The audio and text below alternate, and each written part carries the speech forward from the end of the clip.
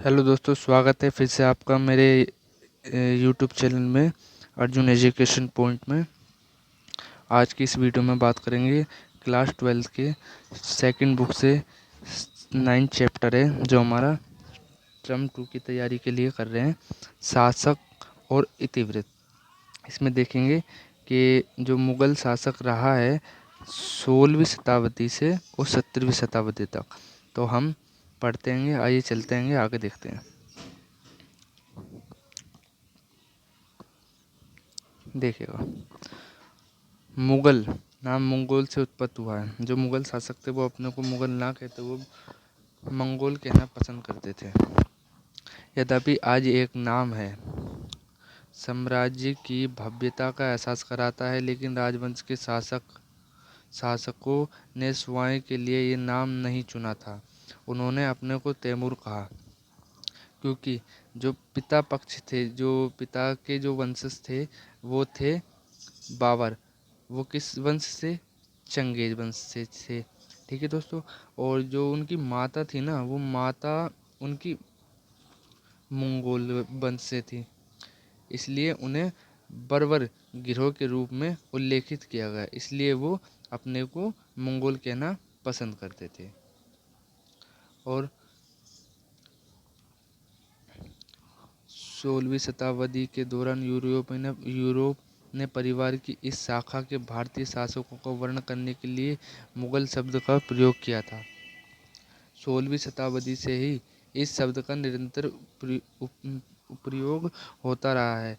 यहाँ तक कि रेडियल जो एक बुक हैगी, मैं आपको बता दूं, रेडियल रेडियल्ड एक रेडियल्ड किपलिंग जो बुक है, द जंगल बुक, जो आपने मूवी भी देखी होगी, उसमें जो युवा नायक है मोगली का नाम भी इससे ही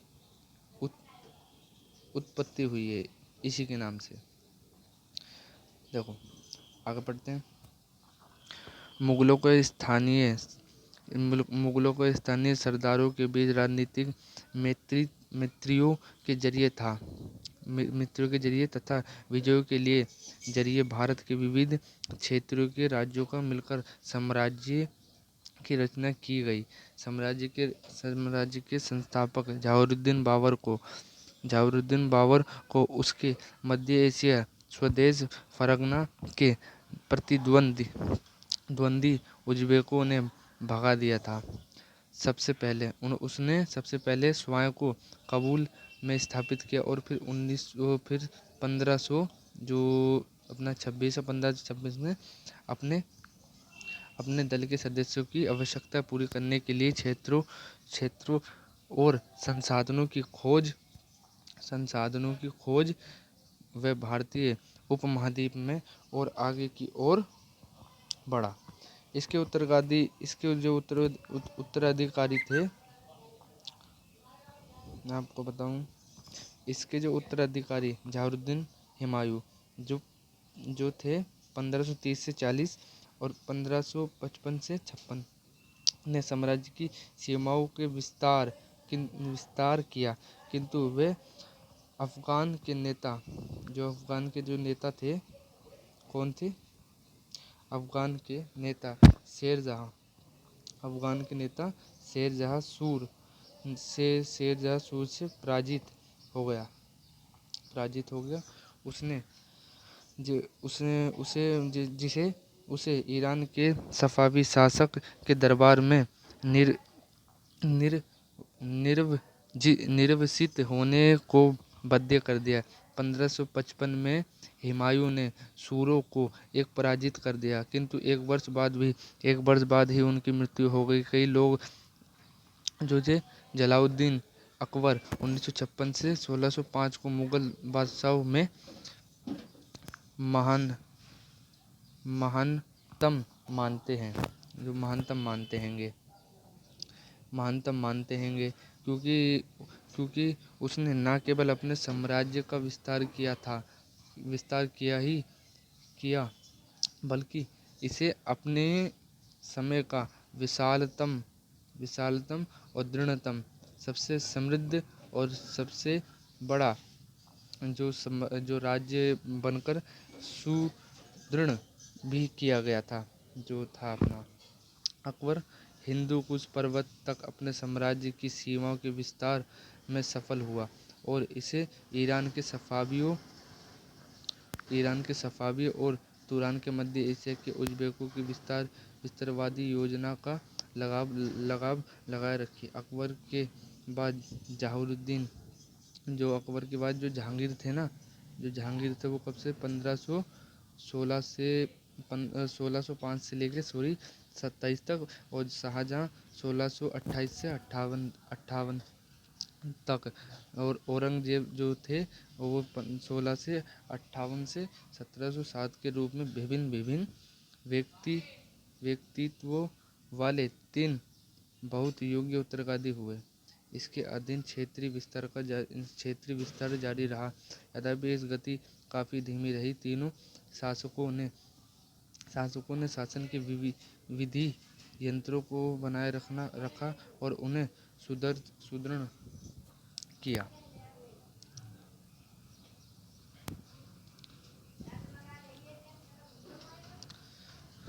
अब देखिए 16वीं और 17वीं शताब्दी के दौरान शाही संस्थाओं के ढांचे का निर्माण हुआ। इसके अंतर्गत प्रशासन और कराधान के प्रभावशाली तरीके शामिल थे। मुगल शक्ति का सुस्पष्ट केंद्र दरबार था, जहां राजनीतिक संबंध गाढ़े जाते थे। साथ ही श्रेणी और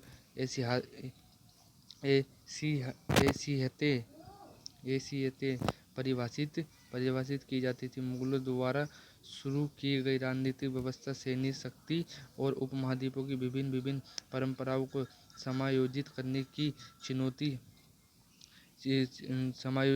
जो चेतन नीति के संयोजन पर आधारित थी। 1707 के बाद औरंगजेब की मृत्यु उपरांत राजवंश की शक्ति घट गई थी, है ना। और दिल्ली से आगरा अथवा लाहौर जैसे विभिन्न राजधानी नगरों से नियंत्रण एक विशाल साम्राज्य तंत्र की जगह क्षेत्रीय शक्तियों से अधिक स्वायत्तता और अर्जित कर ली थी। फिर भी सांकेतिक रूप से ही सही, पर मुगल शासक की प्रतिष्ठा ने अभी अपनी आभा नहीं खोई थी, और जो 1857 में इस वंश के प्रतिष्ठा ने अभी अपनी सभा नहीं खोई थी। जो 1857 में इस वंश के अंतिम वंश बहादुर शाह जफर आप पढ़ेंगे, थर्ड बुक में आप पढ़ेंगे, जो इनके अंतिम जो वंश जो रहे थे, इनके वंशज, वो बहादुर शाह जफर थे। आप विद्रोह और राजाओं में पढ़ेंगे, आप जो थर्ड बुक है उसमें जो हैंगे वही हैं अपने। अब देखिए तो सब करेंगे कि जो वो थे इतिवृत्तों की रचना कैसे की गई थी। तो देख लेते हैं जो इतिवृत्तों की रचना कैसे की गई थी।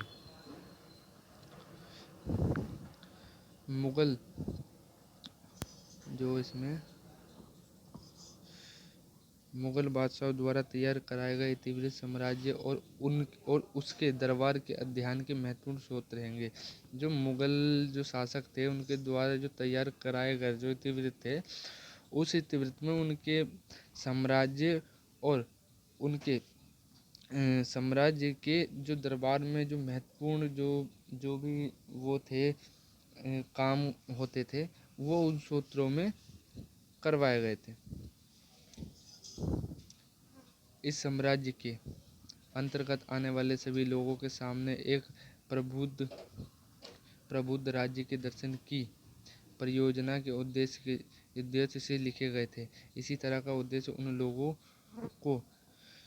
लोगों को जिन्होंने मुगल शासक का विरोध किया था, यह बताना भी था कि उनके सारे विरोध का असफल होना नियत है। शासन ये भी सुनिश्चित कर लेना चाहते थे कि भावी भव्य पीढ़ी के लिए उनके शासन का विवरण उपलब्ध रहे। मालूम मुगल साम्राज्य ये सोचते थे कि हमारे ना होने पर जो हमारी पीढ़ी होगी उनको हमारी जानकारी प्राप्त हो जाए, इसलिए उन्होंने इतिवृत्त की रचना करवाई थी, जिसमें उनका सब लेखा जोखा लिखा गया था कि किस तरीके से वो अपना काम करते थे। मुगल इतिवृत्तों के लेखक निरपवाद रूप से दरबारी रहेंगे। उन्होंने उन्होंने जो इतिहास लिखे उनके केंद्र बिंदु में थी शासन पर केंद्रित घटनाएं, शासक का पारिवारिक दरबार व अभिजात युद्ध और प्रशासनिक व्यवस्थाएं, अकबर, शाहजहां, आलमगीर, मुगल शासक औरंगजेब की एक पदवी की कहानियों पर आधारित इतिवृत्तों की शीर्षक अकबरनामा, बाबरनामा और आलमगीरनामा हैगा। जो इनके शीर्षक होंगे ये इन्हीं के खंडित हैं। और अकबरनामा में हैगा बाबरनामा और अकबरनामा, शाहजहां और आलमगीरनामा। ये संकेत करते हैं कि इसके उल्लेखकों की निगाह में साम्राज्य का दरबार बादशाह इतिहास का एक ही था। ठीक है, आइए हम पढ़ते हैं। अब बढ़ते हैं तुर्की से फारसी की ओर। मुगल दरबार इतिहास फारसी भाषा में लिखे गए थे।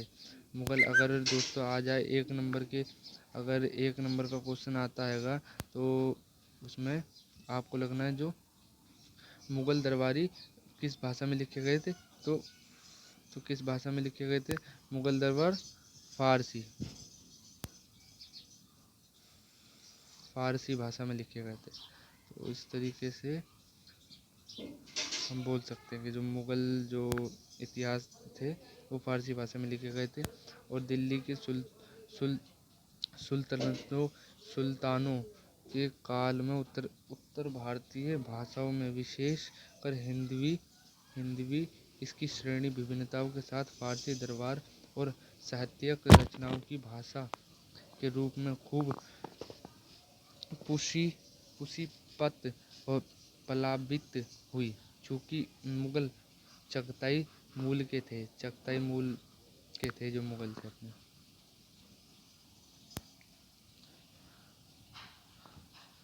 अतः तुर्की उनकी मृत भाषा थी जो मात्र के उनसे थी। इसके पहले शासक बाबर ने कविताएं और अपने संस्मरण इसी भाषा में लिखे थे। अकबर ने सोच समझकर फारसी भाषा को दरबार की मुख्य भाषा बनाया।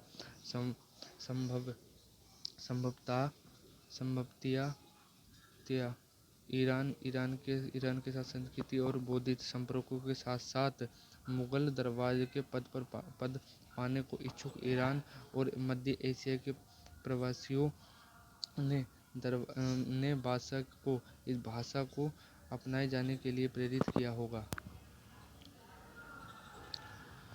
फारसी को दरबार की भाषा का ऊंचा स्थान दिया गया तथा उन लोगों को शक्ति प्रतिष्ठा प्रदान की गई जिसकी इस भाषा पर अच्छी पकड़ थी। राजा शाही परिवार के लोगों और दरबारों के विशिष्ट सदस्य ये भाषा बोलते थे। कुछ और आगे भी स्तरों के प्रशासन की भाषा बन गई, जिससे लेखककारों को लिपियां तथा अन्य अधिकारियों को भी इसे सीख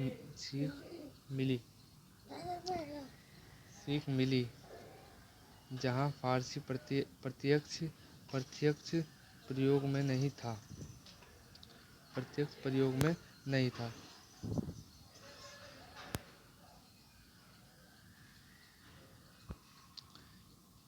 वह भी राजस्थान मराठी और यहाँ तक कि तमिल शासकीय लेखों की भाषा को इसकी शब्दावली और मुहावरों व्यापक रूप से प्रभावित किया था। चूँकि 16वीं और 17वीं शताब्दी के दौरान फारसी का प्रयोग करने वाले लोग उपमहाद्वीपों के कई अलग-अलग क्षेत्रों में से आए थे।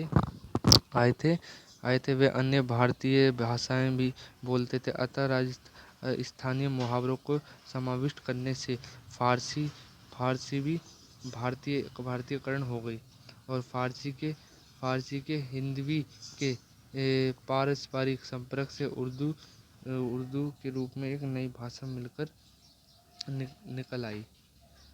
अब मैं बता देता हूँ आपको कि जो अपनी एक तो हिंदी हो गई और एक हो गई फ़ारसी। इन दोनों के मेल से जब इन दोनों को मिलाया गया तो कौन सी भाषा बन गई? अपनी उर्दू भाषा बन गई। उर्दू भाषा बन गई अपनी। आज की वीडियो उर्दू भाषा बन गई। बादशाहनामा उर्दू भाषा बन गई। ठीक है। हिंदवी